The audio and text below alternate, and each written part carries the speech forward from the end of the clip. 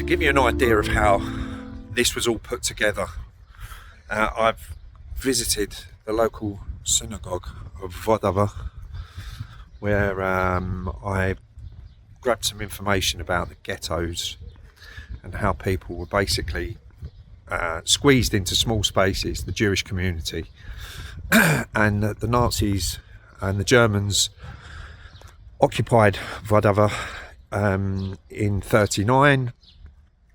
It was taken by the Russians for a few weeks, but then the Germans got it back, and they set up a Jewish council that would have to pay money to the Germans. Jewish shops were taken off of people.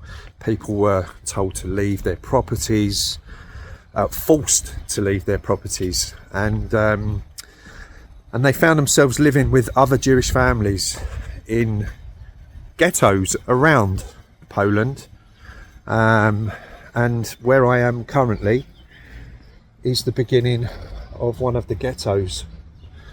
So it would have stretched, it wasn't a massive ghetto, but it would have stretched along here to where them houses are, and literally thousands of people would have been squished into this small space.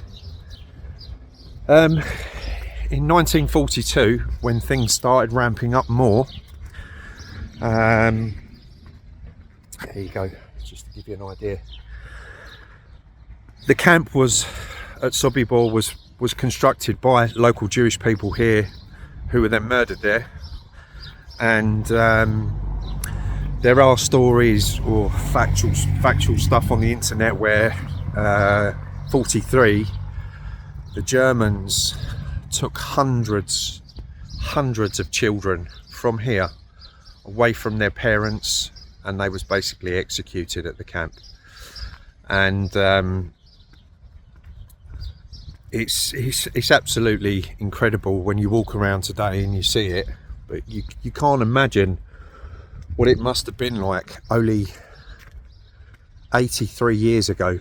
This place would have been an awful place for people to be.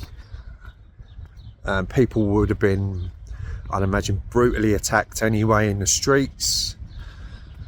So yeah, it's it's not just the camp, it's what happened outside, and this is local. If you think about people then who were coming across from Holland, which is like 2 or 3 days on a train where you're squashed in, and people were dying on the journey. People were literally dying in the carriages, all to come to a location hidden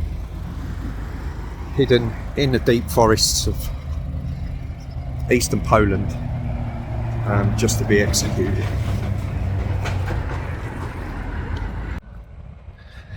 So the site in front of me here, in 1942, there was about 2,000 of the Jewish population of men were forced inside the local theatre, and when they was in there, the Nazis grenaded inside. up to 25 people died, and then the rest that were left alive were sent to Sobibor to perish.